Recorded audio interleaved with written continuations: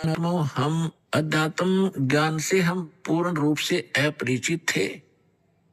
हम लोक वेद दंत कथा सुन सुनकर उसी पर आसक्त हो गए थे, उसी ज्ञान को अंतिम मान लिया था।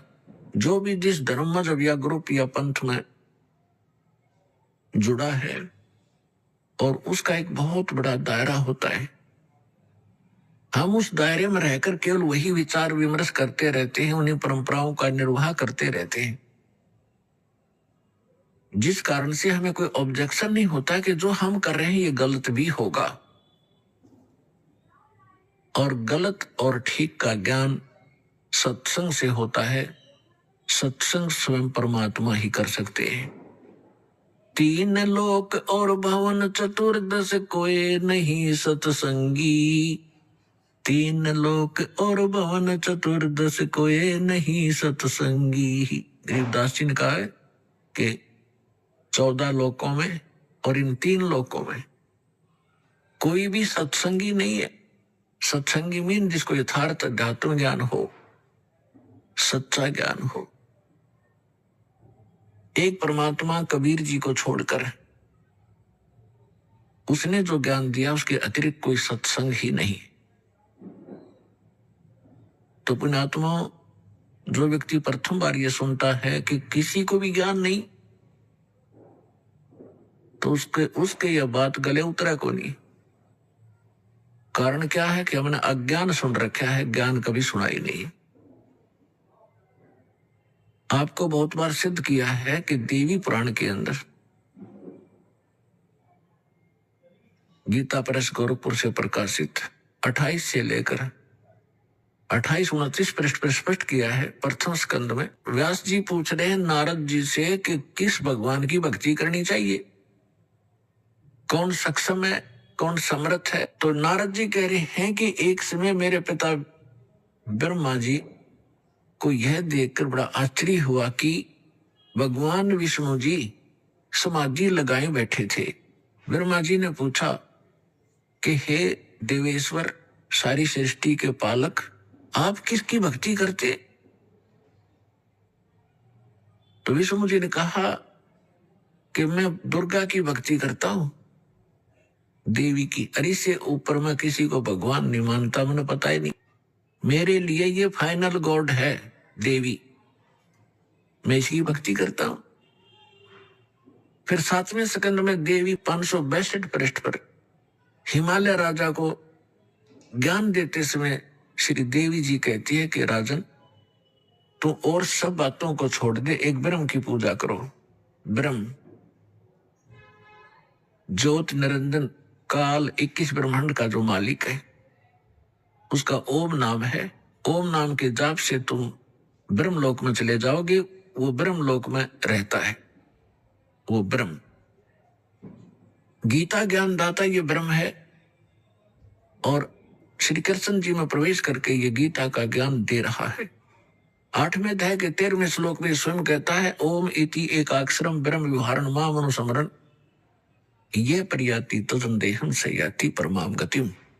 मुझ ब्रह्म का एक ओम मंत्र है, उच्चारण करके सिमरण करता हुआ ये प्रयाति तजन देहम, जो शरीर छोड़कर जाता है, सयाति परमाम गति, वो ओम से मिलने वाली परम गति को प्राप्त होता है। 8वें अध्याय के 16वें श्लोक में कहा कि ब्रह्मलोक में गए हुए प्राणी भी पुनरावृत्ति में उनकी जन्म मृत्यु होती है। गीता अध्याय नंबर 2 के श्लोक 12 में, गीता अध्याय नंबर 4 के श्लोक 5 और 9 में, गीता अध्याय नंबर 10 के श्लोक नंबर 2 में गीता ज्ञानदाता कहता है अर्जुन, तेरे और मेरे बहुत जन्म हो चुके, तू नहीं जानता, मैं जानता। इसे सिद्ध है कि ब्रह्म भी नाशवान है। गीता अध्याय नंबर 18 के श्लोक नंबर 62 में, गीता अध्याय नंबर 15 के श्लोक नंबर 1 से 4 में गीता ज्ञानदाता कहता है कि संसार रूपी वृक्ष ये उल्टा लटका हुआ पीपल का वृक्ष समझो। ऊपर को जो जड़ है वो तो पूर्ण परमात्मा है, परम अक्षर ब्रह्म है, और अन्य इसके जो नीचे को शाखाएं हैं, जो संत इन सभी विभागों को बता देगा संसार रूपी वृक्ष की, स वेदविद वो तत्वदर्शी संत है। उसके पश्चात परमेश्वर के उस परम पद की खोज करनी चाहिए। तत्वदर्शी संत के मिलने के उपरांत तत्व ज्ञान रूपी इस शस्त्र से अज्ञान को काट के, यानी इसको अच्छी तरह समझ कर उसके पश्चात परमेश्वर के उस परम पद की खोज करनी चाहिए, जहां जाने के बाद साधक फिर लौटकर कभी संसार में नहीं आते।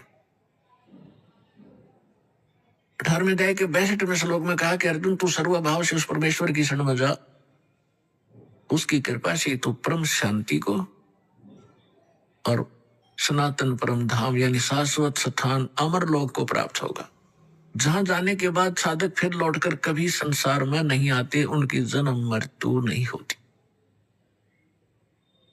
तो पुण्यात्माओं, इसे सिद्ध हो गया कि ना ब्रह्मा को ज्ञान, ना नारद को ज्ञान, ना व्यास को ज्ञान। व्यास जी इज द राइटर ऑफ 4 वेद, 18 पुराण, श्रीमद् भगवत गीता, इन सब का राइटर है, लेकिन उसको स्वयं नहीं पता कि परमात्मा कौन है। विष्णु जी को नहीं मालूम, वो दुर्गा को सर्वश्रेष्ठ मानता है, और दुर्गा जी कहती है ब्रह्म की पूजा करो, ब्रह्म कहता है परम अक्षर ब्रह्म की पूजा करो। तो ये ज्ञान परमेश्वर देता है, और इससे सिद्ध हो जाता है 3 लोक और भवन चतुर्दश कोई नहीं सत्संगी। उस सत्संग को सुनाने के लिए परमेश्वर आते हैं। परमात्मा 4 युगों में आते हैं। पुण्यात्माओं, आज तक आप श्रद्धालु हो, भगवान के लिए लगे हुए हो, परमात्मा की भक्ति भी करते थे, रामायण महाभारत की कथाएं भी सुनने में रुचि खूब रखते थे, लेकिन वो अज्ञानी गुरु, वो संत मंडलेश्वर आचार्य, शंकराचार्य, ब्राह्मण हमारे को लोक वेद सुनाया करते थे। वो सत्यनारायण कथा सुनाया करते थे श्री विष्णु जी को आधार मानकर। सत्यनारायण का अर्थ होता अविनाशी परमात्मा। और श्री देवी भागवत के अंदर 3रे स्कंद में सचित्र मोटा टाइप गीता प्रेस गोरखपुर से प्रकाशित के 123 पृष्ठ पर श्री विष्णु जी कहते हैं, अपनी माता दुर्गा की महिमा गाते हुए, तुम शुद्ध स्वरूपा हो, ये सारा संसार तुम इसे उद्भासित हो रहा है।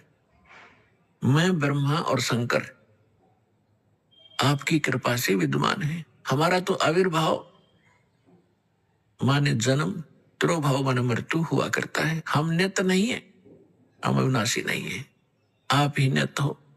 जैसे इनकी बुद्धि काम करे थी, आप प्रकृति देवी हो। भगवान शंकर भी कहते हैं कि हे माता, यदि भगवान विष्णु के बाद उत्पन्न होने वाले ब्रह्मा भी आपके पुत्र हैं, तो मैं तमोगुणी लीला करने वाला शंकर का आपकी संतान नहीं हुआ? अर्थात मुझे भी जन्म देने वाली तुम ही हो। और ये हमारे शंकराचार्य आचार्य, ये नकली गुरु ब्राह्मण, ब्रह्मा विष्णु अजर और अमर हैं, सर्वेश्वर हैं, कोई माता पिता नहीं है। खाक पढ़ा इन्हें सदग्रंथों को, ये खाक टीचर थे जिसने सिलेबस का ज्ञान नहीं, मूर्ख बना रखा था हमारे।